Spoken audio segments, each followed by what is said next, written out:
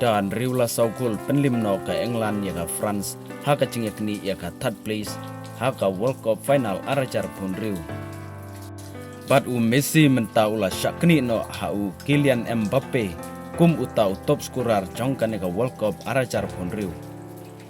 Daka hat-trick sendon kerwit ubukayus haka cingelekai Persia ya ka France. Bat Michael Olise ula simpas no ya upile kum uta player uba pun tam ki assist tang ha ka we ka World Cup.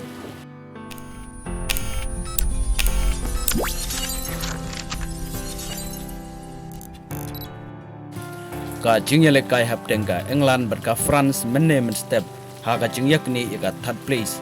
Ka England kalayo ban penlimno ya ka France dan riula saukul. Bat kane ka match kala bandai ka match ka pun gul tam na broki match jongka World Cup arajar pun riu. Haka baka total gul jongka England bat ka France ka poi shadu sipau gul haka ne ka match. Ka England kalayo ban tabi ka gul ka banengkong haka minit ka balai lengba udi rais. Kat ba kalayo ban tabi ka gul ka baar haka minit ka ba khatpra lengba u konsa. Nang ta haka minit keban lai punyau kalayo ban tep yang sa sigul lengba usaka. Kat bah haka minit keba saubusan plus way.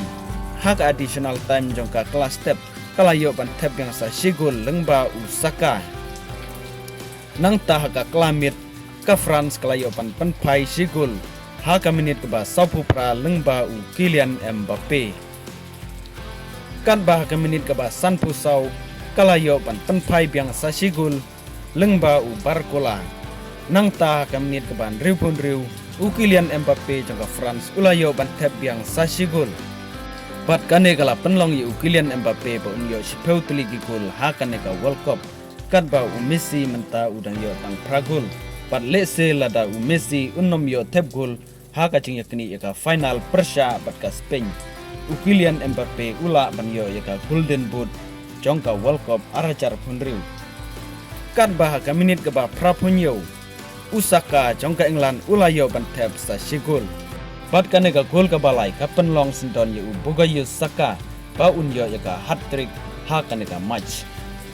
Bat ka France kalayo ban tep yang sa sigul lengba ka additional time kata haka kendai peu plus riu lengba u Dembele. Nang ta ka England kalayo ban tep yang sa sigul ha ka minit ka ba kendai peu plus pra lengba u Bellingham. Bat u Michael Olise ulayo arteliki assist haka nega match haka ba ula simpas no ya upile kum uta u player uba pun tam ki assist tang haka we ka World Cup.